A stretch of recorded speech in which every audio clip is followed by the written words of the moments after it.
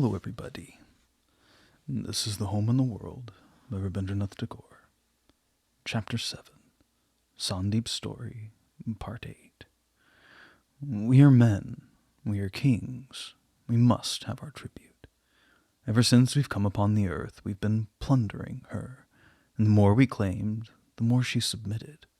From primeval days, have we men been plucking fruits, cutting down trees, digging up the soil, killing beasts, bird, and fish.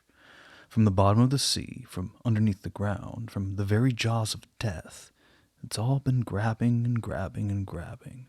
No strong box in nature's storeroom has been respected or left unrifled. The one delight of this earth is to fulfill the claims of those who are men. She's been made fertile and beautiful and complete through her endless sacrifices to them. But for this, she would be lost in the wilderness, not knowing herself, the doors of her heart shut, her diamonds and pearls never seeing the light. Likewise, by sheer force of our claims, we men have opened up all the latent possibilities of women. In the process of surrendering themselves to us, they've ever gained their true greatness. Because they had to bring all the diamonds of their happiness and the pearls of their sorrow into royal treasury, they found their true wealth.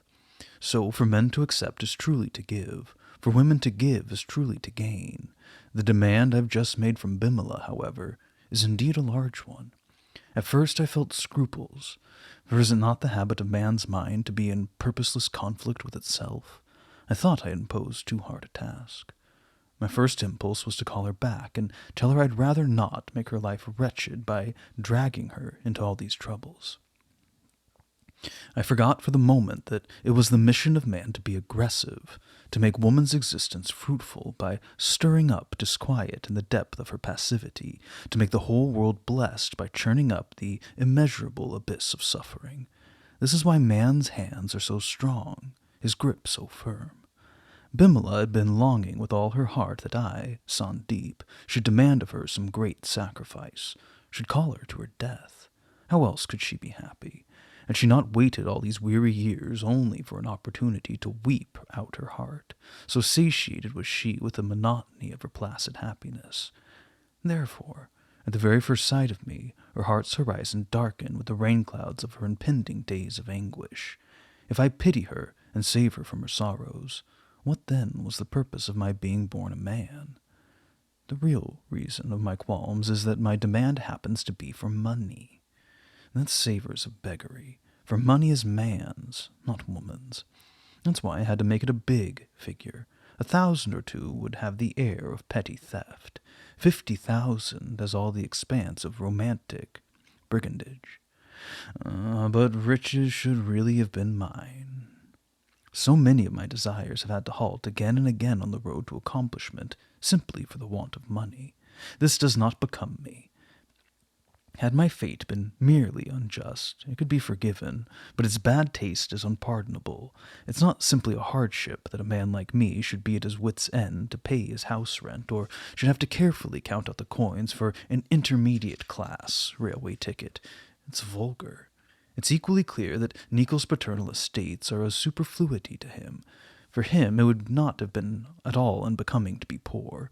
He would have cheerfully pulled in the double harness of indigent mediocrity with that precious master of his. I should love to hate, just for once, the chance to fling about 50,000 rupees in the service of my country and to the satisfaction of myself. I am a nabob born. It is a great dream of mine to get rid of this disguise of poverty, though it be for a day only, and see myself in my true character. I have grave misgivings, however, as to Bimala ever getting that 50,000 rupees within her reach, and it will probably be only 1,000 or 2 which will actually come to hand. Be it so. The wise man is content with half a loaf, or any fraction of that matter, rather than no bread. I must return to these personal reflections of mine later. News comes that I'm wanted at once. Something's gone wrong. It seems that the police have got a clue to the man who sank Merchant's boat for us. He was an old offender. They're on his trail, but he should be too practiced a hand to be caught blabbing. However, one never knows. Nikhil's back is up, and his manager may not be able to have things his own way.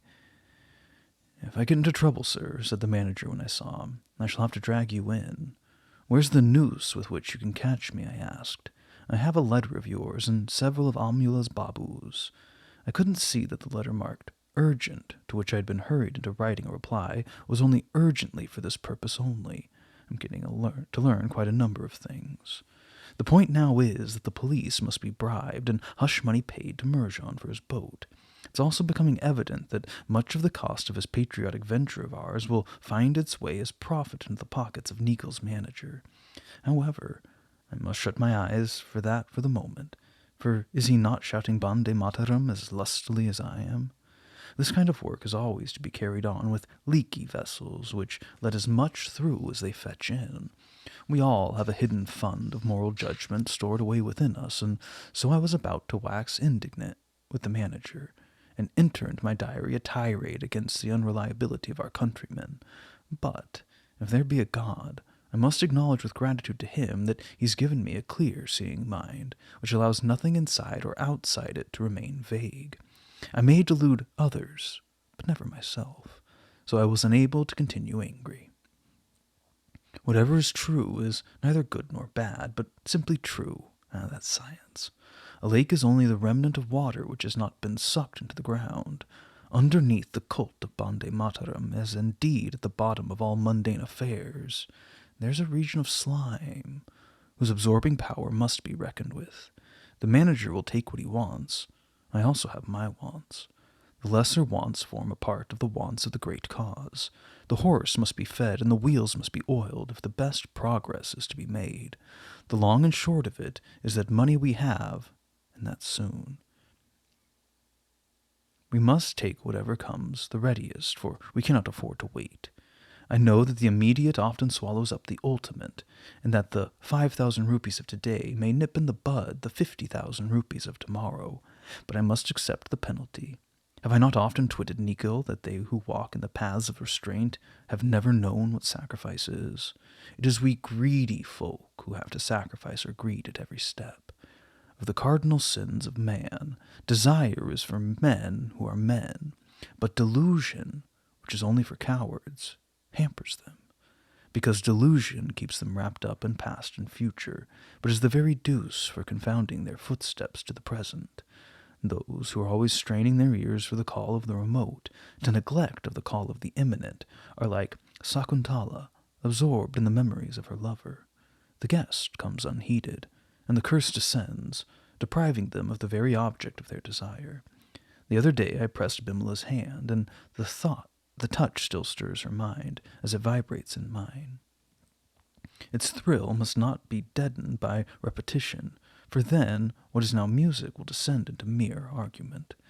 There is at present no room in her mind for the question why, so I must not deprive Bimala, who is one of those creatures for whom illusion is necessary, of her full supply of it.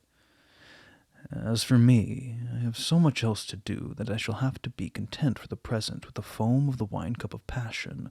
O man of desire, curb your greed and practice your hand on the harp of illusion, till you can bring out all the delicate nuances of suggestion. This is not the time to drain the cup to the dregs.